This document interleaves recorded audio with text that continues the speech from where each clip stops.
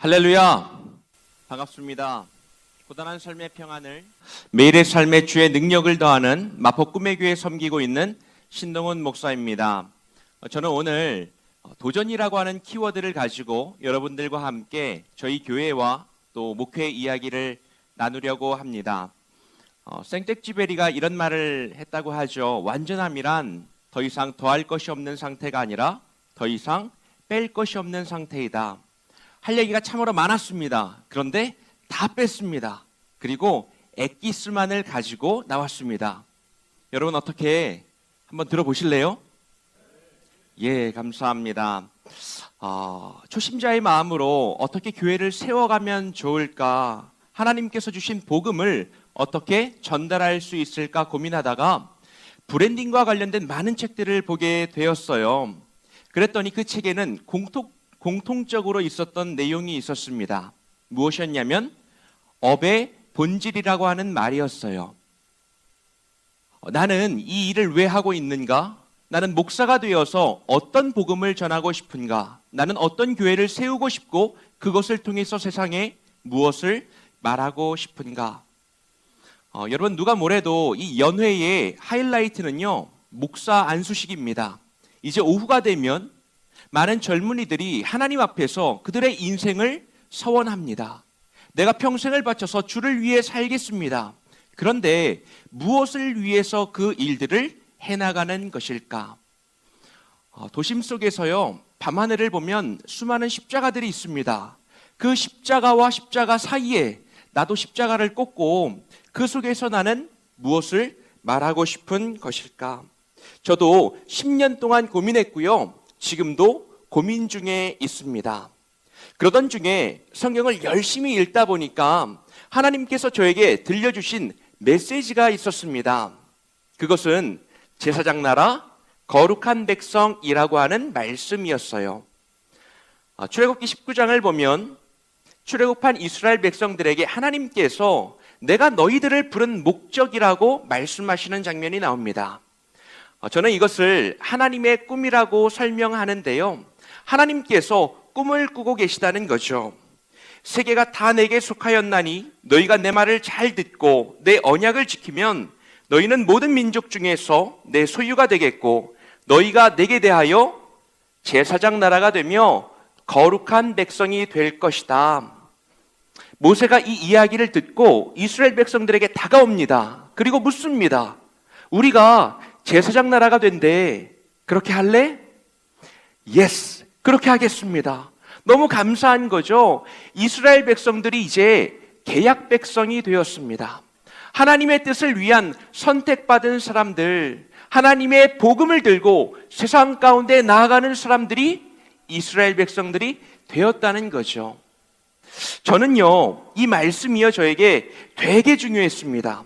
왜냐하면 저희 교회에는요, 신앙생활을 꽤 많이 하신 분들이 대부분이었기 때문입니다. 모태신앙은 말할 것도 없고요. 목사님 자제분, 또 장로님 자제분, 그리고요 감리교 본부 직원도 있습니다. 그리고 저와 같이 공부를 했던 평신도 선배, 후배도 있습니다. 그리고요 저희 교회에는요 사모님이 2분 계시는데 오해는 하지 마시고요. 한 명은 저희 아내이고요. 또 한 명은 타 교단 기관에서 일하시는 목사님의 사모님이십니다. 이처럼 신앙생활을 꽤나 하셨던 분들이 저희 교회에 모이게 되었는데 나는 그분들과 함께 더불어서 어떻게 새로운 교회를 만들어갈 수 있을 것인가? 이것이 저의 숙제였습니다.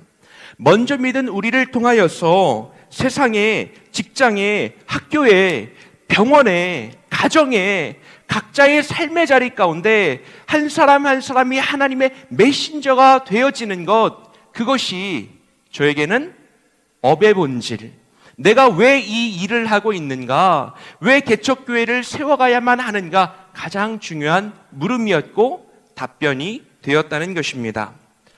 자, 그리고 나니까 우리 신앙 공동체에게 가장 중요한 것은 역시 말씀이 되었습니다.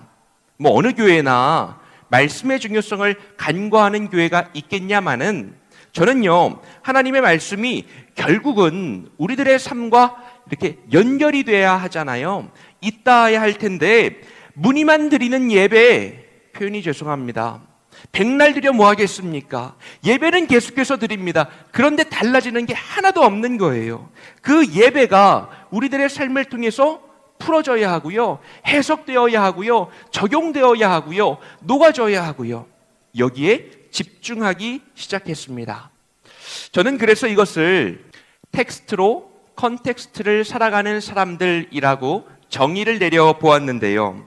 주일날 드리는 공예배가 있습니다. 매 주일이 부활절입니다. 그런데 두 번째 예배가 있습니다.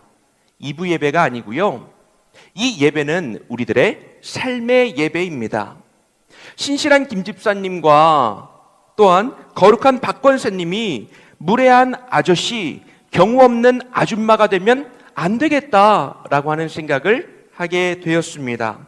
그래서 말씀도 중요하지만, 하나님의 말씀이 너무나 소중하지만, 그것을 우리들의 삶 가운데 적용하고 해석하는 그 적용이 우리들에게 필요하겠다. 여기에 초점을 맞추어서 목회를 진행하고 있습니다.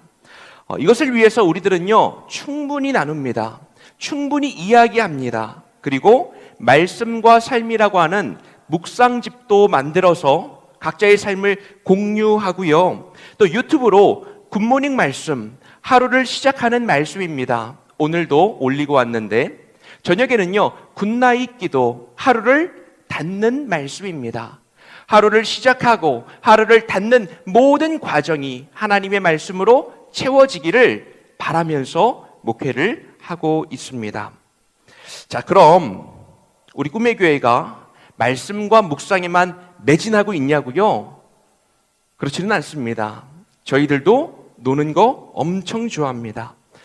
저는 포스트 코로나 시대에 우리들에게 필요한 것은 비장함보다는 유연함과 또한 유쾌함이 필요하다고 생각을 했어요.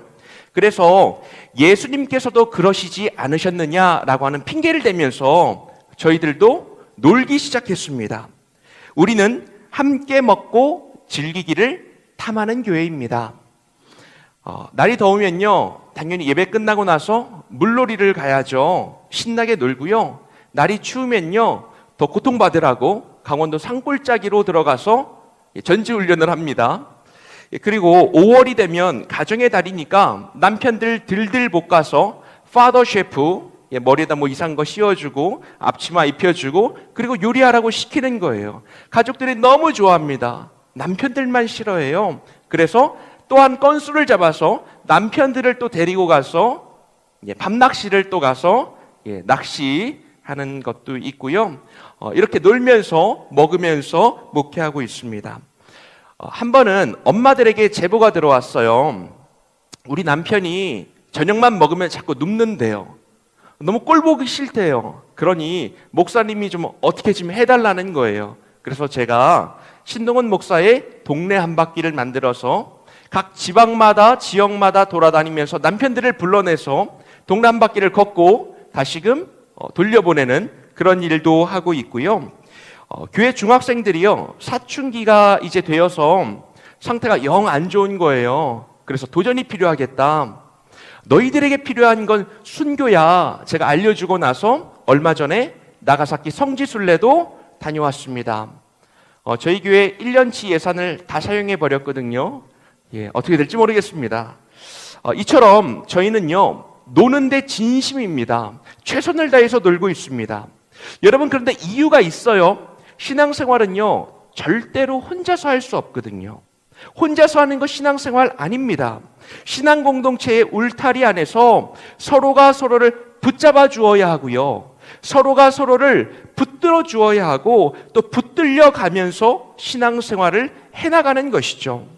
그래서 우리처럼 규모가 작은 공동체일수록 3040의 젊은 사람들이 모이는 공동체일수록 다들 멀리 살아서 여기저기 떨어져서 예배 드리는 시간 말고는 만나기가 어려운 공동체일수록 나의 삶이 너의 삶에 관여할 수 있는 기회들을 많이 만들어주는 것이 저에게 중요하겠다라고 생각을 했습니다. 그래서 함께 놀고 함께 먹으며 재미있게 신앙생활을 하고 있습니다.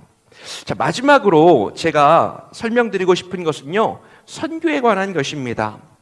저희 교회가요, 규모가 작은데요, 그렇다고 해서 선교를 힘있게 하지 못할까요? 예, 아닙니다. 힘있게 하고 있습니다. 재정도 없고요, 사역자도 없고요, 도울 분들도 없습니다. 그럼에도 불구하고 다 방법이 있습니다. 하나님께서 지혜를 주시더라고요. 저희 꿈의 교회가 선교의 플랫폼 역할을 감당하고 있는데요. 우리 꿈의 교회는요, 매년 여름이 되면 캄보디아에 있는 한인 청소년들을 대상으로 캄보디아 꿈의 축제를 개최합니다. 교회가 모든 것들을 다 준비할 수 없기 때문에 청년들을 다 아름아름 모집을 합니다. 그리고 그들에게 도전합니다. 열정도 줍니다. 훈련도 시킵니다. 그래서 팀을 꾸리고 현지에서 캄보디아 선교사회와 연계해서 현지에 있는 모든 것들은 그쪽에서 준비해 주시고 저희들이 참여하게 됩니다. 부족한 재정에 관해서는 후원도 받고요, 또 결단도 해서 매년마다 이 축제를 저희들이 해나가고 있는데, 교회는 이 사역을 위한 노하우를 제공하고 플랫폼 역할을 해나가는 것입니다. 코로나 때문에 3년 정도 이제 쉬었는데요, 다시 올해부터 7월 뜨거운 마음을 품고 하나님의 꿈을 품고 다시금 캄보디아로 향합니다. 저희 교회는요, 규모가 작은 교회입니다. 그리고 도심 한복판에 세워진 교회입니다. 많은 분들이 걱정을 하세요. 야, 이대로 해서 되겠냐? 언제까지 할 수 있겠냐? 너무 힘들지. 이런 저를 사랑해 주시는 말씀들을 많이 해 주십니다. 너무 감사하지만 꼭 그렇지만은 않은 것 같아요. 물론 우리 교회가요, 월세를 겨우겨우 내고 있습니다. 그리고 리모델링과 교회 공사도 저와 교인들이 열심히 마음을 모으고 힘을 모아서 다 끝내냈습니다. 그럼에도 불구하고 건물주가 나가라고 하면 언제든지 떠날 의향이 있습니다. 이렇게 개척교회를 세워나가는 것은 녹록치 않은데요, 그러나 저는 오늘 제가 10년 동안 목회를 하면서 온갖 힘들었던 이야기들, 눈물 짓게 되고 한숨 짓게 되는 이야기들 다 빼고요, 여러분들에게 좋은 내용들만을 말씀드리고 있는 겁니다. 우리 교회가 얼마나 행복하고 얼마나 아름답게 하나님의 꿈이 심겨져서 자라나고 있는지를 여러분들에게 소개하고 있는 겁니다. 왜냐하면 우리는 누가 뭐래도 우리가 하나님께서 부르신 제사장 나라 거룩한 백성이라고 믿기 때문입니다. 이 믿음을 가지고 저는 이 무모한 도전을 계속 해볼 생각입니다. 여러분들 함께 기도해 주시고 마음 모아 주시면 감사하겠습니다.